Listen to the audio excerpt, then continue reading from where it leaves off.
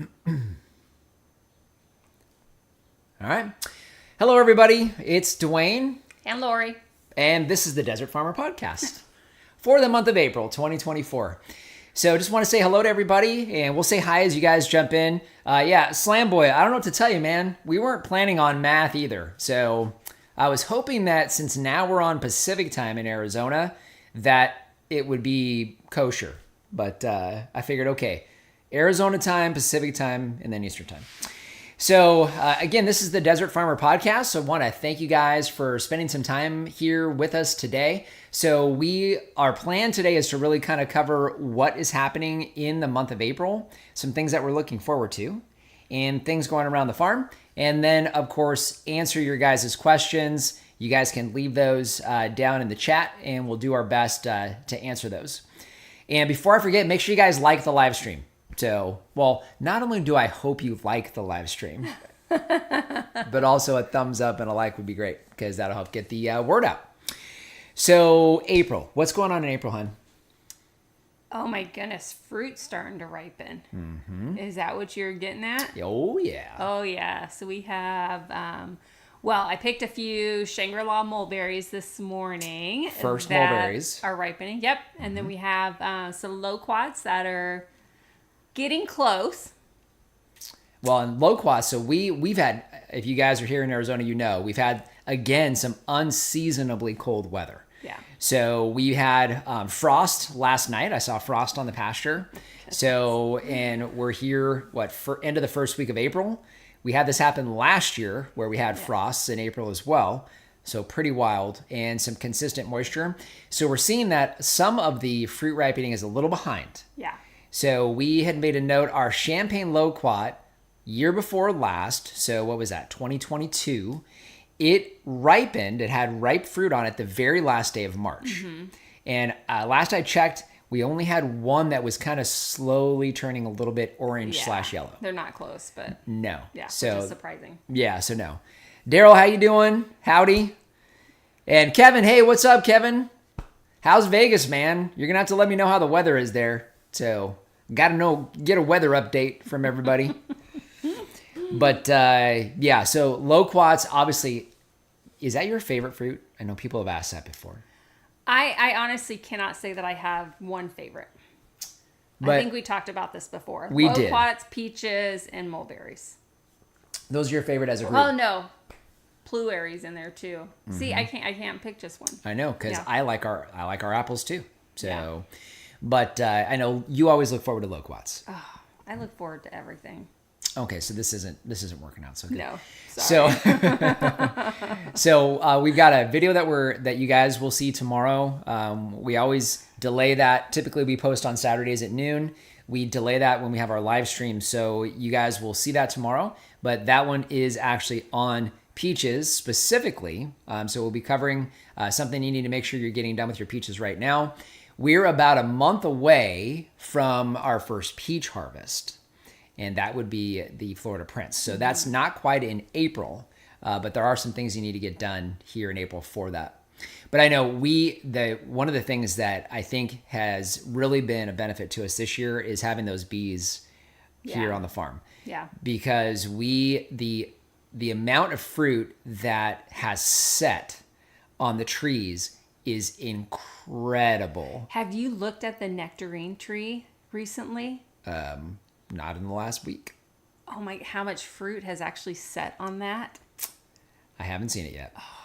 Well, I know last year the problem we had with the nectarines is we got those frosts. And so it was cracking. I hope it didn't do the same last night. Well, it was a light frost last night, so we'll see. Okay. So not too sure on that. Okay. Who else do we need to say hi to? We got George. Hey, George, how's it going? Is that Bowtie Life? Yep. Oops, I got some little pop-up. Make sure you speak up a little bit so people can hear you. Mostly about life in the garden. Can't wait until my loquats look like that. I have 5 in a hedge. Ooh, yes, I think I remember your comment. So I will say, I think they do fantastic in a hedge because they bush in really well. They do. And what's great is they'll hide their fruit. So they'll fruit on the inside of the foliage and on the outside of the foliage. So we've seen both of those happen. So yeah, you're going to love those. And then got Gary. Hello guys, I'm Gary along the river. Remember me? So Wait, along the river? Gary Radford. Isn't that funny? We live on Radford. Hey, wait a minute. Road. We're on Radford Road. Our street's named after you, Gary.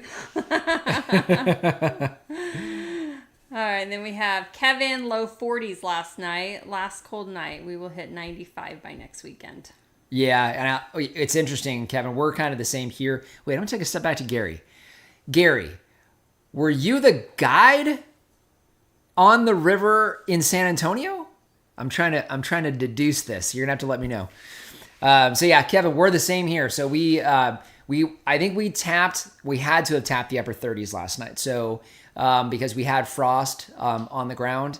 So, and tonight I think we're a little bit warmer, so I don't know that we'll actually get frost, but we'll see.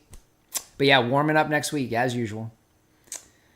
All right. Slam Boy, bees are gone. The cherry blossom tree dropped all flowers. Oh man. That's a bummer. That is a bummer. Oh my goodness. Well, hopefully wait, the bees are gone. Is it because of is it because it's too cold, or what happened to your bees? You have to let me know. And we have Paul. Mulberry still light on fruit. Been 3 years on the floor. So, Paul, with that one, let me know what kind of mulberry that is. So, I know with certain varieties, sometimes it takes a couple years before they really set well. He said it's been 3 years. And 3 years in, you should be seeing it. Let me know what type you have there.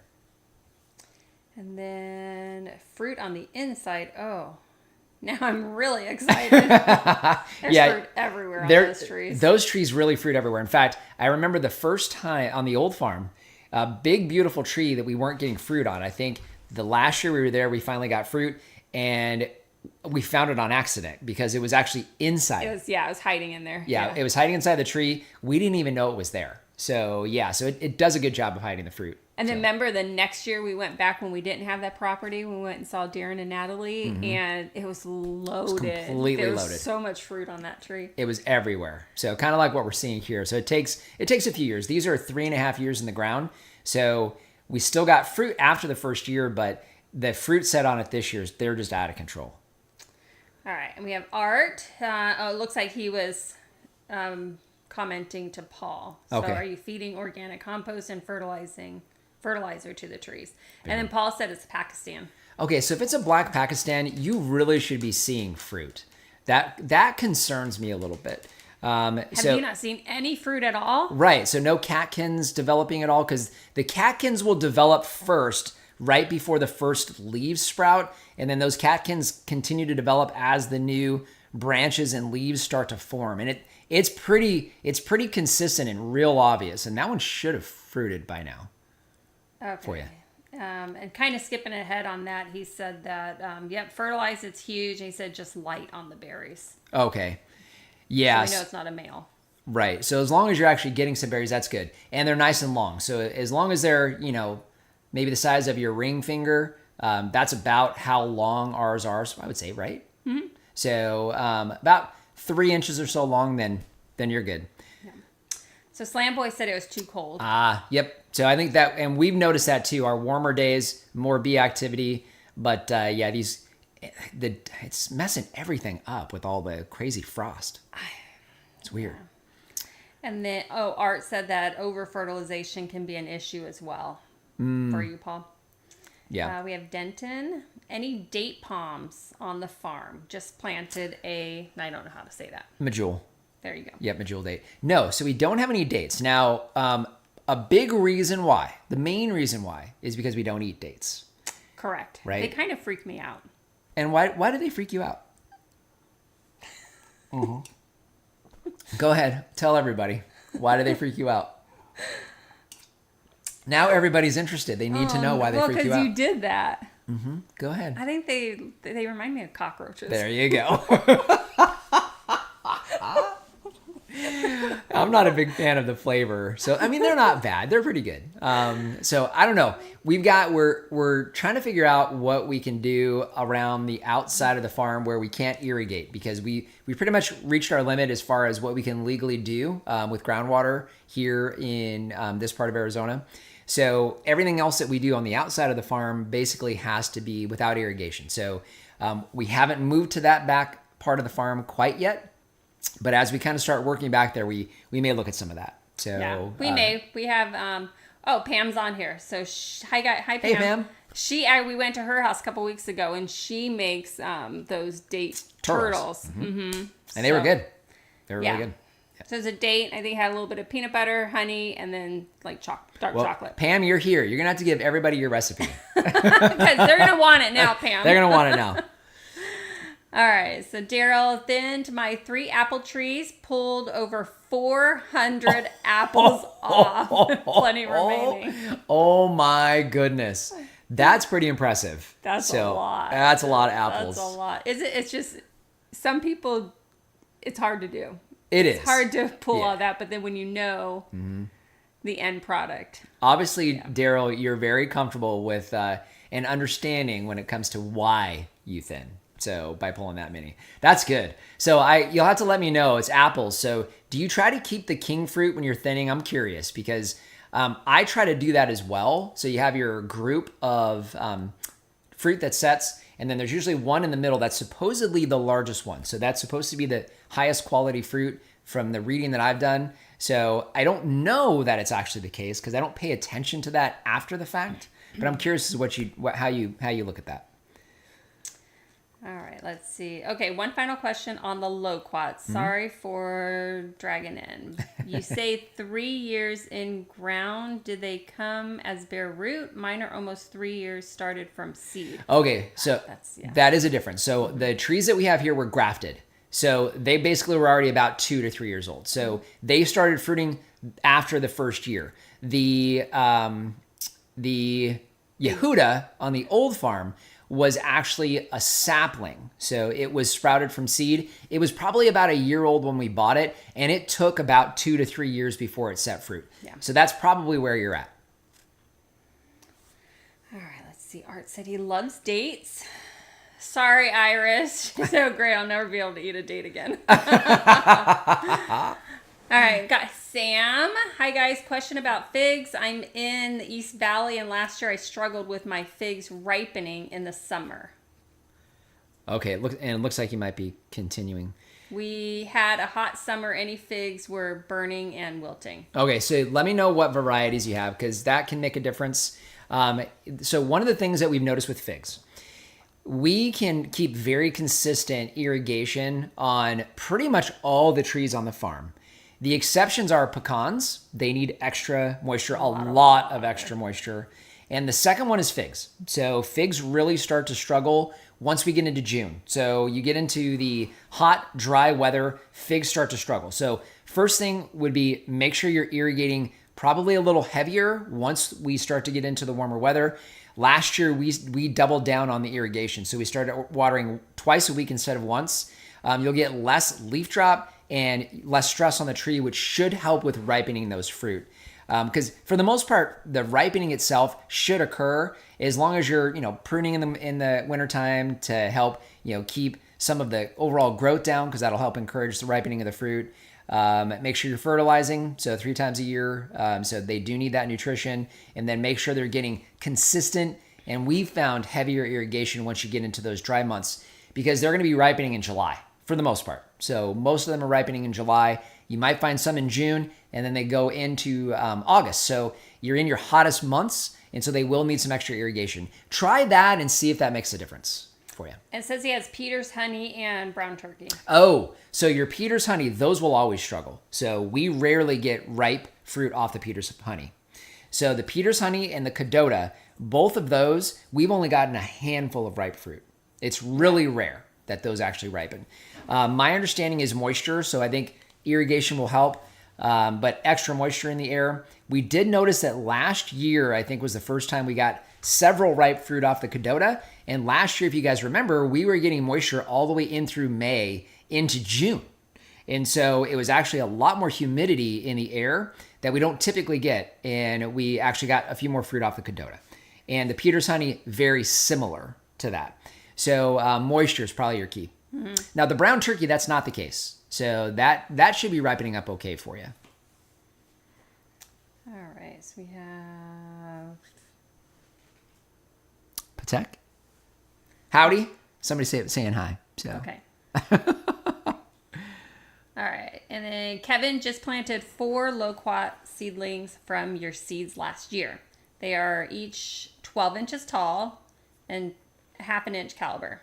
Nice. Keeping them really low breaking to have bushes instead of trees. Yeah, good choice, Kevin. I would prefer that the trees we have here were that way as well. It's just what was available. They grafted them high, but that's a great call. So Kevin, what it narrows down to is you're going to have to get out here before the loquats come off the trees in the next 30 days so that you can get a handful of ripe fruit. Yeah. Until you can get your own. Okay. George, wondering if there's a support group for timid pruners. I think you finally left that group. So you finished that 12-step program. Being afraid to prune. Yeah. Right? Yeah. Okay, let's see. So Daryl, I try to keep the king fruit, but that doesn't stop me from keeping the best looking fruit. Right. I learned most of my thinning from you guys. Oh, very good. Yeah, so we're the same. So and it's interesting because that king fruit tends to be the one that does get hit first by the birds. So I'm not able to keep that very often, but I do try to keep that one. So usually it is the best looking, like the best formed and the largest. So, but yeah, so it obviously if you can, you can. If you can't, you can't. Nothing you do about it. Yeah. We good? All caught up? I think so. Cool. So if you guys can remember, hey, if you guys can if you can hit the like button, so that helps kind of get the word about these guys. And then when we're done here, it helps to make sure that folks see it in their feed. So if you guys can like the stream, that'd be awesome. And we'll keep going to your questions before we start chatting again about April. What is that, Pam? She giving us some tips?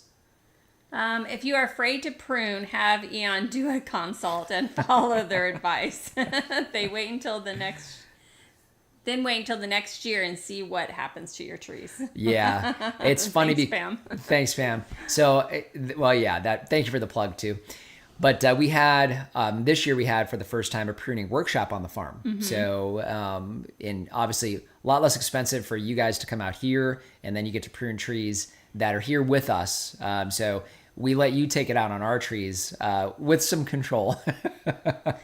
But that's a good way to do it too. And yeah, I think one of the things that's always interesting when we do our pruning videos, our pruning videos wind up getting a lot of views. And I think as we go through the process and we learn more, we've been doing this for, goodness, 12 years now, 14 years here in the desert.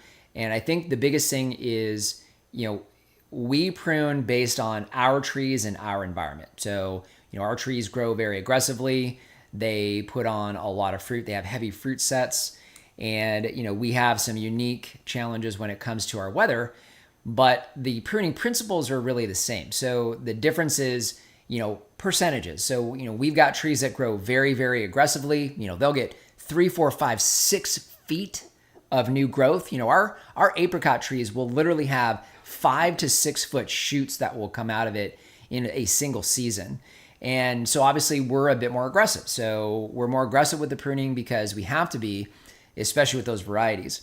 And what I explained to everyone is, your general rule of thumb is about 30%, no more than about 30% of the total weight of branching that you want to remove from the tree in any given season. But you really don't want to do less than that, especially with your fruit trees, because you need to encourage them to set fruit, obviously control height, make sure that you're controlling shape so you have airflow going through your open center trees, etc. And the other thing is if you're not getting growth like that, so you have a dwarf tree or you're in an environment where you don't have, our growing season starts in January or February, it doesn't end until November. So there's only a couple months where our trees are not growing versus, the Northeast where you've got about 3 months of growth. So, our growing season is almost 3 times longer than you guys. So we're going to get more growth. So we're going to be more aggressive because we have to be. But that 30% rule is a good one, especially for fruit trees. It's much, much higher for fruiting vines like grapevines. But generally speaking, it's a good rule of thumb. And it's a good one to prune to, like prune to 30%. Estimate what it's going to be and take about 30% of the material off and you'll be in good shape. And you'll thank me. All right, let's see. Did you do any upright fruiting offshoot? So, not sure what you mean there, Bede. You're going to have to clarify that for me if you could. So, upright fruiting offshoots. You're going to have to let me know. And then I know how much you love jujubes. So I promise I'll get a shot of the jujubes here soon. They finally all broke dormancy. Yeah, they're just, Just starting to put on new shoots. Yeah. They're beautiful, though. They got these little green tips everywhere. So yeah, fruit's not too far behind. Yeah. All right, we're good, caught up. So guys, we one of the things that we struggled with earlier this year was our stream quality. So our son, who's a tech guru, is here. He helped us kind of straighten some of this out. So we're trying something today with much lower latency. I think it's working. You guys have to let me know if you guys are asking questions and we're answering more rapidly. We're hoping that that's the case. You know, we haven't talked about this yet, so you don't know this, but one of the things I'd like to do with some of these live streams is if we're able to figure it out, do some of them outside. Yeah. So, and try to do some more hands-on kind of stuff. If we can figure out how to get now the better internet further out. We tried to live stream pruning one time and it was a disaster. That was a disaster. Sorry. It was a mess. And then the other one is cooking for the Healthy Farm Living channel. So I think getting that set up in the kitchen would be kind of cool. And we'd have you guys with us to cook. So let us know if this is going well. All right. What do we have? So we have this one, but I don't have a way to translate it. Oh, that's Masood. Masood, I hope I'm pronouncing it right. He's from Turkey. And so that's Turkish. So I see thumbs up, so that's a good sign. Hopefully your English is better than my Turkish, which is not good at all. All right. So excellent. You did not forget me. No, we don't forget you, Abid. Okay. I really need help with watering my trees. Were planted last year and they're about 6 feet tall. How much and how often should I water them? I'm in West Texas. Lots of heat, wind, and no rain. Oh, yeah. West Texas, you're going to be very, very much like us. So a lot of the things that you see us doing here, you could pretty much apply to your property there. So I'm assuming it's a fruit tree. So with our fruit trees, I would follow the same schedule that we do here. So right now, unless we're getting rain, we're putting about 60 gallons on our trees once a week. Now that's basically our peak. So we're basically, that's our peak. It's the most that we put on them. Now you didn't mention what kind of tree, fig trees being an exception. So if you've got stone fruit or pome fruit, mulberries, citrus, things like that, once a week is plenty. And 45 to 60 gallons, it sounds like a lot, but a fruit tree needs it. If you do what we do as far as the irrigation is concerned with the irrigation rings, you mulch heavily, you may not need quite that much, but especially with our dry air, I can tell you as long as you're watering away from the tree, you're not going to hurt it by putting that much water on it once a week. Just don't do it more often than that unless the tree's struggling, or again, back to figs. Figs need more of that when we're super, super hot and dry. Daryl said that he rewatched the visit to the old farm. Oh, yeah. And would be interested in seeing the old farm again. I agree. In fact, we haven't heard from those two. We haven't talked to them in a while. We'll have to reach out and see how. I'd like to see it as well. So I don't want to intrude. We know them. We're not close friends, but we do know them. So we probably should reach out to Darren and see if we can come say hi. Yeah. All right. Kevin said video audio is great. No lag. Very good. Good. Glad to hear it. Pam said get an access link to extend your internet. Yeah, we talked to our internet guy. He said the same thing. So I think the biggest thing is we don't have electricity away from the house, so we'd have to figure out how to do that with solar, I think. But yeah, absolutely. Daryl, everything looks good. The video and sound. Pam, we had one added by my friend at Queen Creek Tropicals, so my Wi-Fi watering system would work. Got it. Made our TV and everything else work wonderfully. Perfect. Very good. Hi guys, would it be possible to keep running orchard like yours without access to water well? Okay, so I'm not sure where you're at. If for us here in Arizona, no. So we wouldn't be able to do the varieties that we have now without irrigation. you're going to need at least some. On a smaller scale, possibly, but either way, they're going to need irrigation if you're in an environment like this. Fruit trees will. Now, date palms, cactus, things like that, not nearly as much. So that you could get away with a lot less irrigation, especially once they're established. So if you're wanting fruit and you're wanting it outside of or not using irrigation, that would really be your best bet. Either that or just a much smaller scale. So, it doesn't have to be this big if it's for personal use. All right. Upright fruiting offshoot tree training. Upright fruiting offshoots. I still am not sure what that means. Sorry, Bean, I'm not sure what you're asking there. So we'll come back to that. Upright. I'm not sure. Somebody saying hi from. Hey, Pony Girl, how you doing? Haven't seen you in a while. Hello in Chandler. All right, and then thank you so much for everything. Are there specific Loquat varieties you recommend for us in the valley? My Yehuda is doing great, but I struggle with other varieties. My Gold Nugget didn't make it, and my Oliver is not doing well. Okay, so I'm not familiar with an Oliver. We haven't tried that. So we are considering doing a couple more varieties at some point in time. So I can tell you the ones that we have and the ones we're having the most success with. So the Yehuda does fantastic. I love that one. That one we've got to get back on this farm. Yes. That's really all it narrows down to. So we're gonna find space for that.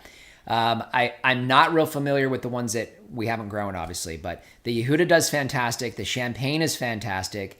The Big Jim, we haven't had a fruit off of it, but we already know that's going to do well. It's the most common one that you'll find is the Big Jim, so that's going to do great for you. The Gold Nugget, we get a real heavy fruit set on the Gold Nugget. The problem is it ripens really late. And they're really small compared to the other varieties. Right, so we may have to try some thinning on that to see if we can help with that. Okay. But they are the last to ripen. They tend to be dry. So with that one, I think it's a little later ripening. The Macbeth, we're having issues with our Macbeth tree, and I think it's something on the. I'm pretty confident it's some type of disease on the trunk because we can see it on the trunk, and so it started having issues I think it was in October or November. So once it had been cooled down, which is why I knew it wasn't the weather. All of a sudden, we started getting branches just dying, just randomly dying. After flowering and fruit set, just dying. So I think it's the rootstock and the trunk itself, but I can tell you the fruit itself is fantastic. It's really good. So the Macbeth, I would definitely say if you can, just don't get the rootstock. Something's wrong with that trunk. So because the rest of them are doing okay, but a fantastic fruit. So that one's really good as well. So I think of the ones that we've grown, the Gold Nugget is the only one I'm not convinced that I would necessarily do again. Yeah. I think the Yehuda, you have a good one there. Mm-hmm. Big Jim, Champagne. Yep. Yeah, Macbeth. Yep. Mm-hmm. So the Champagne, what I love about the varieties we have here is we have some extended harvest. So the Champagne is always the first to ripen. The Macbeth is about the same time, just after it. It looks like the Big Jim's going to be kind of in that same. So the Gold Nugget would be perfect if we can figure out how to get that fruit to not dry out on us and get a little bit bigger. So maybe we do some thinning and see if that'll make a difference. All right. You and Miss Lori, our mentor. Oh, thank you, Abid. When is Lori getting a greenhouse for her mango trees? I'm just going to leave that up to you. You get to answer that question. Oh, who knows? When I have more time to play in a greenhouse, I guess. I don't know. It would have to be a convertible greenhouse because you can't leave it in there in the summer. It would kill it. So, and it's going to need shade protection in the summer. Okay. All right. All right, George. An outdoor access point will solve your problem. Take 2 outdoor radios. Distant radio can be powered by small solar panel. Your son will know how to do. Very good. There we go. Perfect. I really would like to do that. I think especially once we have some infrastructure that we're adding on the farm. We haven't talked about that. But we've got some infrastructure, some capital expenses that we're doing this year and next year to try to have some events and have more people over on a regular basis. And so once we get those structures in place, I think it will be easier for us to do that. Yeah. Because then we'll have some place to place them. Mm-hmm. And then once that happens, we can actually do some of this stuff outside, which I'd prefer if we can. It'd be cool. Yeah. We have Aaron. Hey, Aaron, what's up, man? Hi, neighbors. My tropic sweet apple didn't give us any flowers this year. What the heck? How's your apple trees? So I will tell you, those trees take a little longer to set fruit really well. So we've got one that didn't set very many fruit this year either, although we did prune them back pretty heavy, so that's to be expected. I do remember that tree in particular not setting as heavy, number one, and also it taking a little bit longer before it did. So my guess is it's just the age of the tree. I think it'll do better once it gets another year or two under its belt.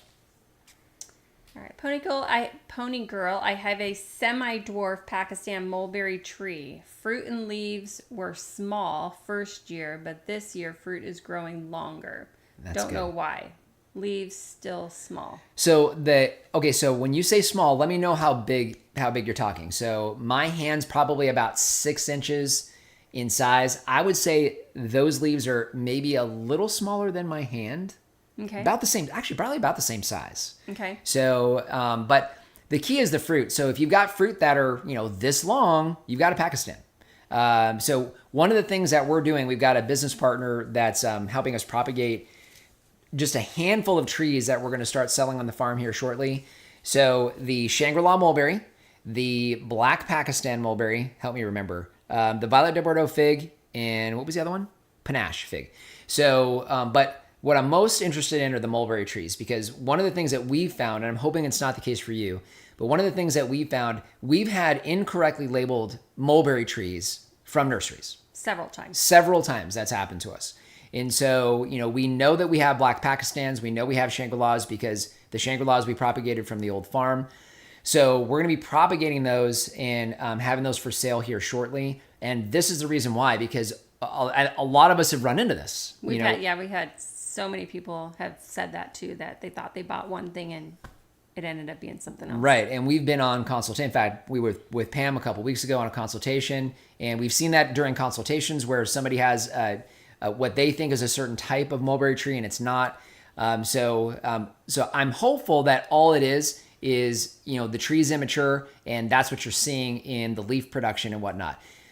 You said it's a semi-dwarf. So if that's the case and it's on a different rootstock, a dwarfing rootstock, that may be what's causing it. Yeah. It's possible. Although typically that's not the case. Yeah. All right, Grace, saw your video on using B1 on trees when planted. Mine were already planted. I used it, and how often should I use it? So B1, there's not a tremendous amount of research on B1, but it's basically a root starter, essentially, or encourager. So it's nutrition that the roots need in order to produce more rapidly. Really only used at the beginning of or at planting. We never use it outside of that. So once you get outside of that time frame, you're fertilizing, so there's nutrition in the ground, irrigate away from the tree. You're doing all these other things for the roots to kind of work their way through on their own. It's really just kickstarting it in the very beginning. Otherwise, you really don't need to use vitamin B1 on a fruit tree in the ground. So yeah. All right. So we have Pam that has posted her recipe there it for is. The date turtle. So anybody that has date trees or likes are you able to dates? Let's see if we can pin. All right, we're going to pin that, Pam. I have no idea. Keep going. She's got several of them that she... I have no idea how well this is going to do, but we're going to do our best to pin that. All right, only going to let me do one, but I'm going to start it. All right, so Pam's got a recipe coming up. So if you guys want that, what was it? It was turtle dates. Turtle dates, right. Yes. All right, thanks, Pam. Oh, I forgot the pecan on there. Kevin. Kevin, you were possibly going to have rooted cuttings for sale. Anything? So I think we're not going to do cuttings because we've struggled with cuttings before, and I want to make sure if somebody winds up buying something like, okay, I got to take a step back. So we didn't have any intentions of being a nursery at all. So when we started the farm, the old farm and the new one, get together a business plan for the farm, nursery was not on the list.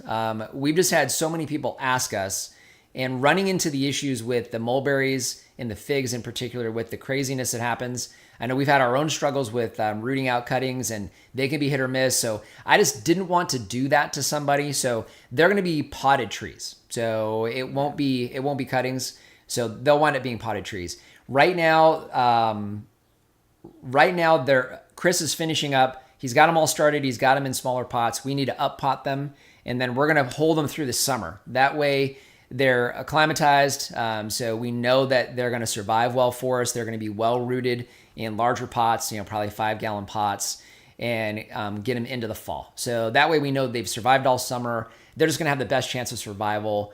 This is not something that we intended on doing, so we want to make sure that it's a service to everybody, and they're getting a good final product that's going to survive. That's going to have its best chance of survival. So. I was wondering if water harvesting and swales would be enough to sustain an orchard in Arizona.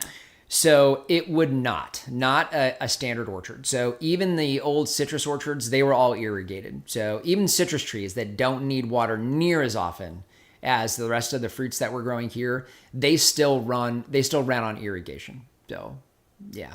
Now if you had storage, so you had catchment and you were doing storage, I think you would get a lot further.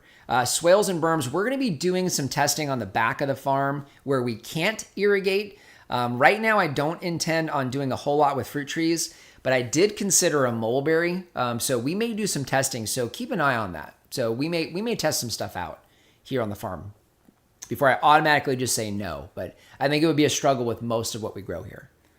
All right, that's still that. I recently learned that Pakistan mulberries can be different sizes on different years based on whether or not they are tissue culture or not.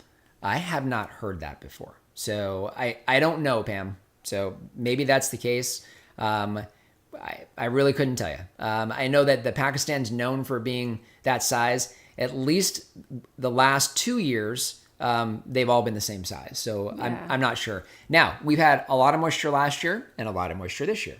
Mm-hmm. So I guess once we get into a dry year, we'll know. Yeah. Oh, hey. Thank you for that. Who's that? Is it Henry? Henry? Thank you, Henry. That is very, very kind. Thank you so much. Aw. Thank you for always helping us. Only channel that has my weather conditions and always replies to my questions. Glad we can do that for you.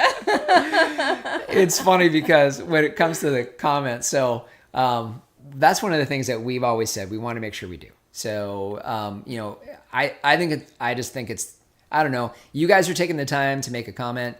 The least we could do is reply back. And, a lot of times the comments have questions in them. And, we want to be a resource for everybody. So that's very kind. That's really nice. Thank you. Pony Girl, it's a black Pakistan and fruit is barely little finger long and leaves are thumb size. Oh my. Take a picture and email it to us. Yeah, could you do that? Yeah. I want to see that. So that doesn't sound right. Yeah. That doesn't sound right. So I hope I'm wrong. I always hope I'm wrong when it comes to this stuff. Yeah. But I'm hopeful. So yeah, email us. Emails here on YouTube. You can go to our website as well. It has a button to message us there. So you can send us a message that way. That way we can communicate with you that way and send a picture. Yeah. Grace, thank you. And then Pony Girl, I'd rather get my trees locally. So I'd love to get trees from you. So much hassle from nurseries who say they are local. Yeah, I know. And I can tell you, one of the things that I won't do, I won't downplay somebody in their business.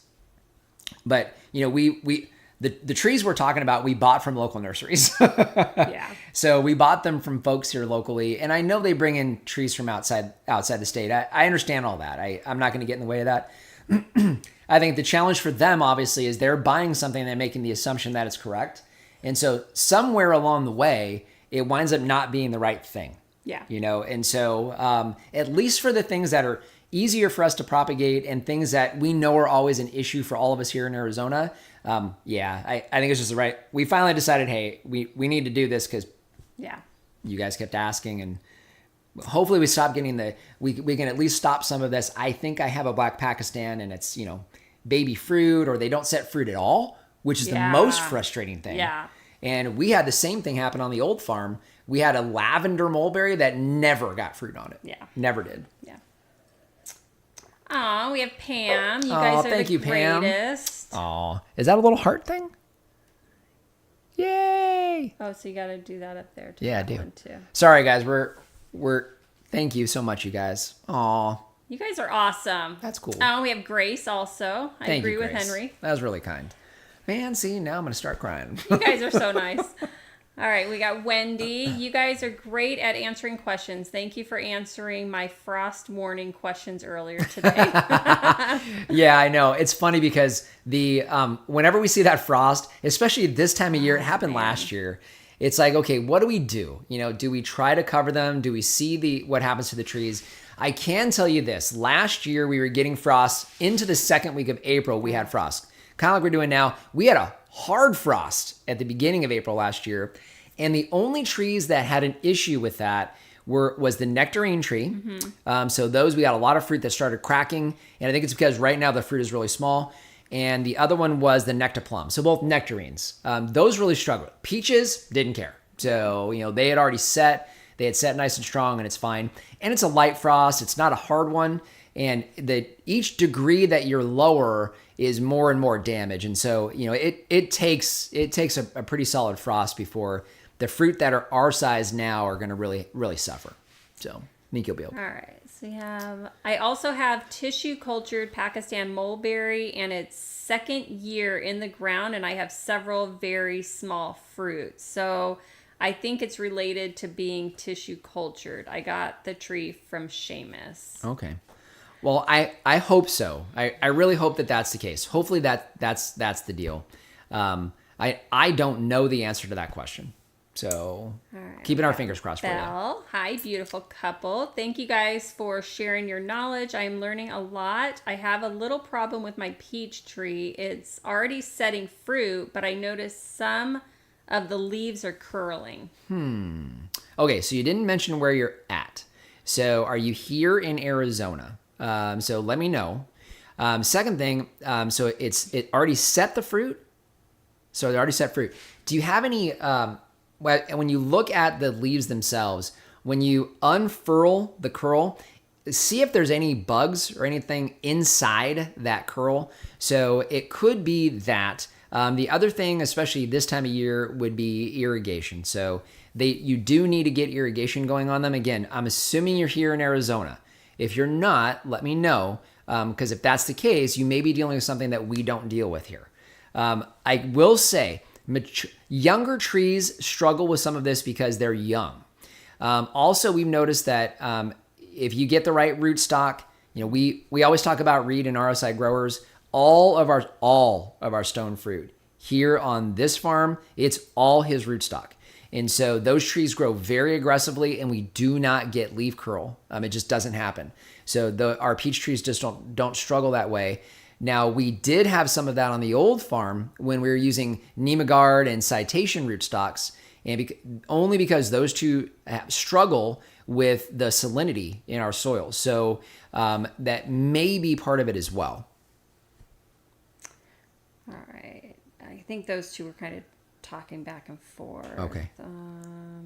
She said didn't know that it was cultured when bought, and then they promised it would fruit the first year, and it didn't.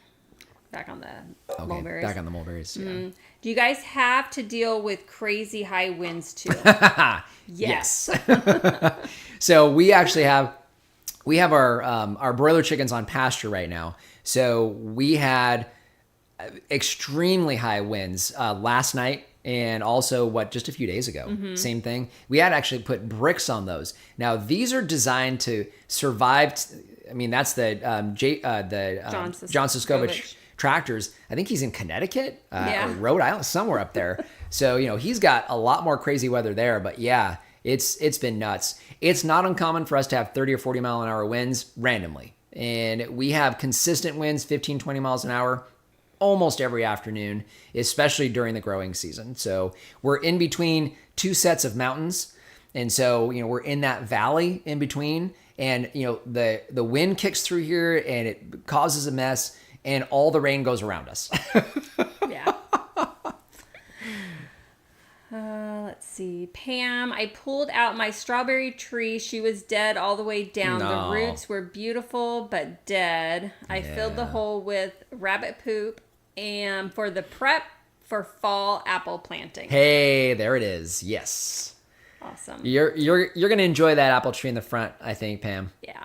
I think you are. It's going to be beautiful. Yeah. And then Belle, I live in Southern California. There's no bug at all. Okay. And that was the peach tree. Yeah. So go back up. How old is that?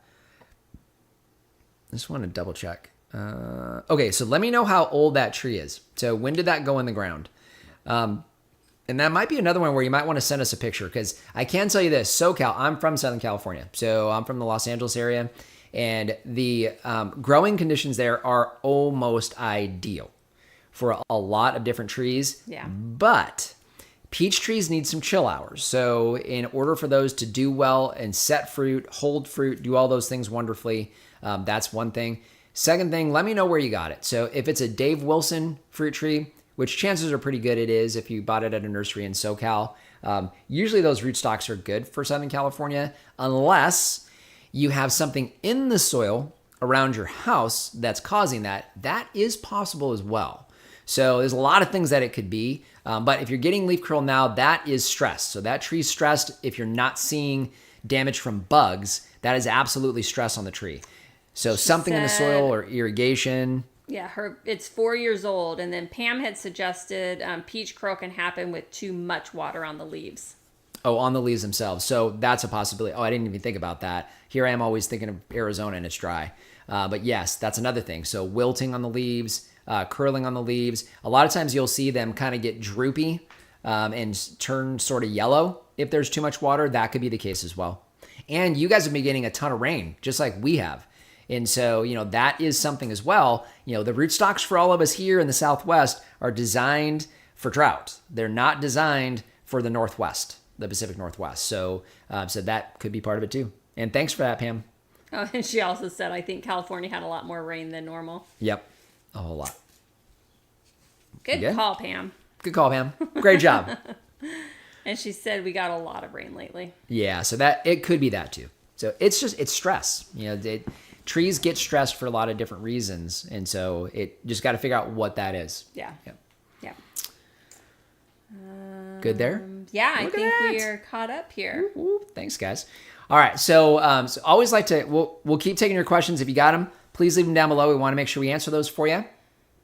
So as far as April, back to April. So one of the things that we've had here is very consistent rain. Yeah. Very consistent rain. So we get a lot of questions about the weeds on the farm. Oh my goodness. Do we spray? No, absolutely not. We won't spray. So we don't do that. And what do we do? So what have you been doing recently? I feel like all I do right now is mow the weeds. I do pull the weeds in certain areas just because I like the front to be nice and clean. Mm-hmm. But we have a nice grass layer throughout our, it's not grass, but it looks like grass. It looks like a mowed grass through our garden beds. Yeah. Yeah. Actually, the garden beds look beautiful. They do. Now. It is really, really green with all the green at the bottom, as long as you keep them trimmed and not grown up. But yeah, they're everywhere. We got to get a few shots. I know one of the things we want to do for you guys, we're doing a couple updates on livestock. We focus on fruit trees, obviously, through the beginning of the year. But we got some. We need to get some livestock updates for you guys. But the pasture, so the main chicken pasture, looks incredible. Yeah. So we've got our broiler chickens running across that right now, and they're munching down on the grass. It looks beautiful. And so really obviously it's been a couple years now, but with the consistent rain and extra moisture in there, it's really happy. All of our fruit trees, they're in rows, and we purposely don't put anything between the rows. So we have the wood chips that are there for the fruit trees, nothing in the middle. We noticed this happen with the old farm. The way we design all of our rings, we're basically doing swales and berms. Well, the in between those trees basically becomes a swale naturally as the wood chips break down and start to build soil. So the water actually sits there. And the way we designed it, water runs down those pathways, and especially the eastern orchard, it looks like a carpet of grass. It does. Through there. So, and yeah, we do mow it because we want to be able to walk through it. It's rattlesnake season. We definitely don't want that happening. We've got a farm tour coming up. We can't take any chances with that. So we definitely mow. We can't let them just go on their own. But for the most part, we leave them all on the ground. We want the roots in the ground. Yeah. So, and we've noticed that we've got a couple of episodes we're going to do for you guys here over the next few months. We talked about the back of the farm, installing some additional catchment, natural catchment, dealing with some of the water that flows across the property when we get rains, holding more water on the property, and doing some different things where we don't run irrigation. So, seeing some of the rainfall and what we've already seen on the farm this year, it's very promising. So we got to try to get a shot of some of these for you guys. Questions? All right, so we have Kevin. It's because of you that I have such great production now. My 7-year-old Katie Apricot was never happy until I changed my ways. She now has so many fruit, looks like grape bunches. That's cool. And then apples, grapes, thanks to you. Oh, thanks, Kevin. That's really sweet of you to say that. So That's cool. Yeah. And hopefully we're going to see you here soon. I know we used to see you more often, but you have to come in and say hi to us when you get a chance. So Pony Girl, so frustrated about not knowing the root stock of any tree I buy. Even nurseries don't know. How can I find out? So, okay, so once the tree's planted, there's really not a way to know. So at least I'm not good enough to try to figure that out. I do know that for the most part, if you're buying trees from a nursery here in town and it's a stone fruit or a plum fruit, it's usually Dave Wilson. Usually the root stocks are Citation or Nemagard. That seems to be the ones that are the most common, and they're drought tolerant, but they're not necessarily ideal for our soils, but you can still get them to work. I mean, we've got some M101 or M111 rootstocks on our apple, and they're doing okay. So they don't do as good as the ones from Reed, but I know we always suggest Reed for stone fruit and pome fruit for a reason. It's because we know the rootstocks, he grows them there. When you get it from a nursery, sometimes they won't list the rootstock. So the tag that's typically on there is removed. So, or even worse, we've seen this happen a couple times. The tag is so far down, you don't realize you actually planted it with the tag that's now strangling your roots or strangling your trunk. So we've seen that on a couple different consultations, actually, when we start pulling it back and we find tags that are basically still strangling that trunk. Yeah. But after it's planted, I don't know. I don't know the answer to that question. Does Dave Wilson on their website, do they usually list the rootstock on there? So they list all their rootstocks, but they ship across the country. So they'll ship rootstocks to the Pacific Northwest that are totally different. Yep. Okay, let's see. Pam, grapevines are doing wonderfully. Thank you. It is always worth the money to have you here for a consultation. Thanks, and I'm using my weeds to make liquid fertilizer. There it is. Yeah. It's a way to do it. I actually have a friend, Gayla. She comes over and pulls our mallow and she dries the roots. Mm-hmm. Yeah. Yeah, I think does she use them for teas or tinctures? Mm-hmm. Yeah. Wendy, do you have to deal with Bermuda grass here? That stuff is so awful. Yeah, so we purposely have not planted any Bermuda, but we've got one section in that berry cane patch. I try to pull it all the time. It came in with the wood chips, is the only way that it could have happened. We got a little patch of it in the berry cane patch. Yep. It's the only place, and we purposely make sure it does not go to seed. I'm constantly pulling and trying. I need to get in there with a shovel and try to dig out roots. It'll probably be there forever. Eventually, the berry cane patch is gonna. I got rid of because remember we had a couple of spots in the going towards the duck area. Yeah, that were out in just the dirt. Yeah, and I kept just digging them up, and I haven't seen them recently. Yeah. The only things you can really do there, obviously try to dig them up, but the rhizome's just going to come back, is try to kill them, cover. It's a disaster. It's a mess. So, it's a weed, literally a weed everywhere else but here. We call it grass because we can't grow regular grass in the summertime. Yeah. We plant a weed that just... it's satanic. I don't know how else to say it. Yeah. But it's a pain. It's a pain. All right, Pony Girl. 30 minutes ago, a landscaper quoted me $450 to pull my weeds in my tiny front yard. Oh my goodness gracious! Nobody wants me pulling weeds. No, time to get the mower out. Just mow them really low. So, yep. I've honestly have started to embrace the weeds as long as they are mowed, except for the front. I was about to say, the front of the house still looks pretty clear, sweetheart. Yeah, I do pull weeds and scrape up there. Up front, yeah. Yeah. But yeah, no. And, it's roots in the ground. So the reality is, they grow where nothing else does. And so it, helps to hold soil. So there's benefits to it. But yeah, especially this year, oh, Nelly. They're everywhere. They're everywhere. Helps to hold water. Yep, helps to hold water in the ground. All right. If my 4-year-old Anna apple or Dorset golden hasn't bloomed yet, does that mean it's not going to? Okay, so your apple trees, the way this works with apple trees first put on flowers. That's budding. They first put on flowers and then they put on leaves. Now, once they start leafing out, they can put on additional flowers. But typically, especially those two trees, you get flowers first, leaves second, and then some additional flowering. At least we've seen that occur. So that's been our experience. I can't speak for everybody, but it's very consistent from year to year. It was consistent on the old farm. It was consistent on our house in the city. That's going back, oh goodness gracious, 14 years ago. So it's always been that way. So I don't know what's going on. Make sure you're pruning though. The key with apple trees, you have to prune them back. You have to at least head your branches back so they start putting on fruiting spurs. Fruiting spurs is where they flower. So that is the key. It's one of the reasons we always encourage everybody to prune. With apple trees in particular, you have to prune them because that's what induces those fruiting spurs and those trees to set flowers and give you fruit. And make sure you're not cutting off the fruiting spurs. And don't prune off your fruiting spurs. Yeah, that'd be a problem. Yeah. All right, Pony Gold. Thanks. Most of the trees are Dave's. Yeah. And that's pretty common. Yeah. Besides mulch, do you guys add anything to amend the soil? I have to pay to have my fruit tree holes dug because I have caliche and very hard soil. Okay, so we've got several videos on planting, so you guys can go back and see exactly how we always plant our trees. It hasn't changed today.